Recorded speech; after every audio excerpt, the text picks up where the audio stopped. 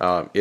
Most people in the modern 21st century context of reading things on the internet, everything is almost all decisions that people make based on what content they will engage with is the title.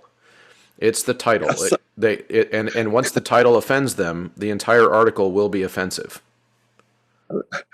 absolutely. And social media is, of course, new to me, Hmm. relatively new to me. And I think you're absolutely right. Because I do, I read a lot. I read a lot of newspapers. I look at the title and I either move on or I read the article. Right.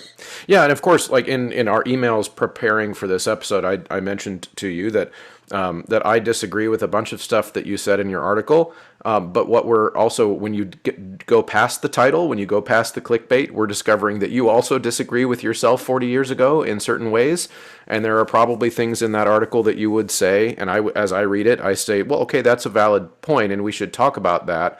But if we limit ourselves to that gut reaction, that limbic system kind of reaction to a title we see on the internet, then it doesn't allow us to look into the things that are important to discuss. So, for example, you mentioned the issue of women carrying their chest voice too high.